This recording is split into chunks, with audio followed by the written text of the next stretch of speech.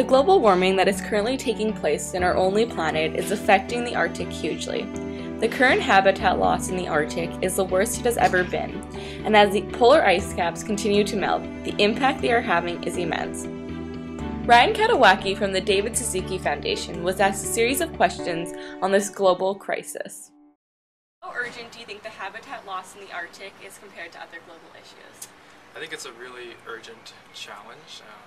The Arctic is really vulnerable to climate change, to warmer temperatures.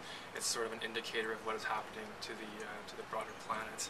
And scientists are really concerned that this is having a huge effect on ecosystems and populations in the north of Canada and other parts of the world.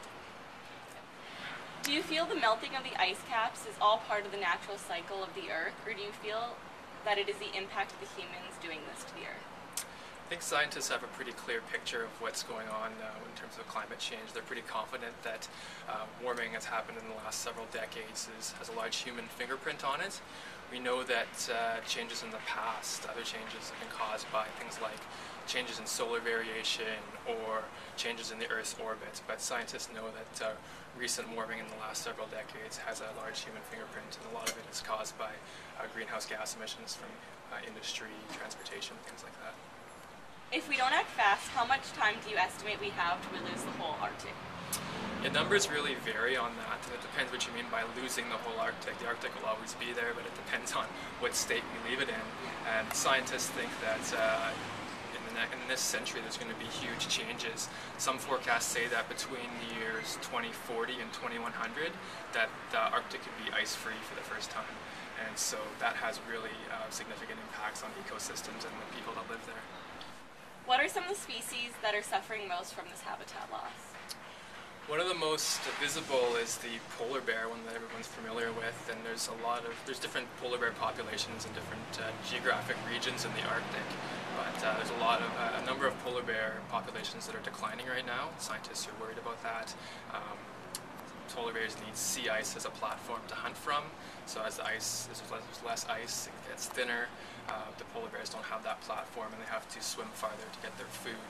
Another species at risk is something called a Purdy caribou, and in the 1960s there was about 40,000 of these caribou, and today there's less than 1,000 of them, so the numbers have really shrunk. And one reason that scientists believe their numbers have declined so quickly is because we've had much warmer winters, warmer temperatures in the Arctic, and as a result layers of ice have formed, and it's caused by the melting of the snow. It refreezes and it creates these layers, and so it's really hard for the caribou to forage for food underneath, and so I think that's what scientists believe is causing the numbers to decline. What impact do you feel the current habitat loss in the Arctic has on the whole world?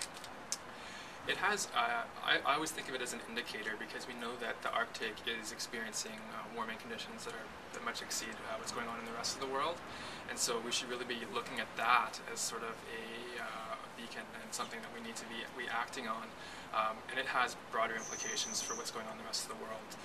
We're really worried about sea level rise, so if we start to lose, like Greenland for instance, glaciers are melting there, that's going to have an impact on a lot of low-lying countries around the world. And another thing is the loss of sea ice. Not only is it bad for polar bears, animals that live there, but as there's less of it, the ocean is absorbing more heat, because we know that the ice can reflect a lot of that energy backwards or up into space, and as a result the oceans are absorbing more heat up there, and it's amplifying the warming. And sort of one other consequence that scientists are worried about is the melting permafrost in the Arctic. It's a huge store of methane, which is a really potent greenhouse gas, much stronger than carbon dioxide. So as that permafrost melts, a lot of it's getting released, and that could really drive up our emissions as well. Looking at habitat loss on a local scale, what impact do you think it has on the west coast of BC? Yeah, I think that's a big part of our history here. I think people are quite in tune with the impact that has on us locally. In the early 90s we had the Clayoquot Sound logging protests, and I think even today though it's still an issue here in BC. We've got things like urban sprawl as there's more people and we have more industry. Our cities are growing and our suburbs are growing as well, and that's causing degradation and loss of habitat in other parts of the province as well. Another issue is our oceans, our ocean ecosystems, and one thing that I'm excited about is something called PNSEMA. It's an acronym. It stands for the Pacific North Coast Integrated Management Area. It's kind of a mouthful, but it's a stretch of water that goes from Alaska down to Vancouver Island, and it's a process where governments and environmental groups, stakeholders in the area like kayaking companies and industry, they're all looking to see how they can, how we can preserve and have sustainable development on that region there. So I think that's a model that other places could start to follow as well. Yeah. As we begin to understand how critical the situation is in the Arctic, what are some of the main things you believe that are contributing to this issue? Well, I think first and foremost, greenhouse gas emissions from human activity is really driving a lot of this problem, and so that would be the first thing. And I think we should also note that as the Arctic is starting to melt down, some people are seeing that as an actual opportunity to exploit more resources, oil and gas exploration. A lot of countries are looking at that as an opportunity, but it's kind of ironic that the very substances that we would be extracting up there are the ones that are sort of causing this problem in the first place. So it's sort of a vicious cycle that we really need to get a grasp on and try to stop. As a country, what do you feel Canada can do to improve the situation? I think Canada really needs to step up and sort of be a leader in the international community. We go to international climate negotiations every year, but Canada I don't think has been doing enough. I think all of the developed countries really need to step up, put forward sort of aggressive policies to reduce our emissions, and once that happens, we would expect other countries to follow us as well, because it really is a global problem. We can't expect just one country to step up, but at the same time, if no countries step up, then no one ever solves the problem. So we kind of need to get our acts together. What can one individual change in their life to improve the habitat loss? I think I would just suggest that people get involved politically. I think we need to make climate change in the environment an issue that politicians are held accountable for. If they're elected to represent our interests, and so we have to show them that it's important. That if they don't put policies and make decisions that are going to benefit the environment, they're not going to stay in power. So I think that's the first thing. And then another thing would be that we can't overlook the power of individual behavior change, individual action, because our population is increasing.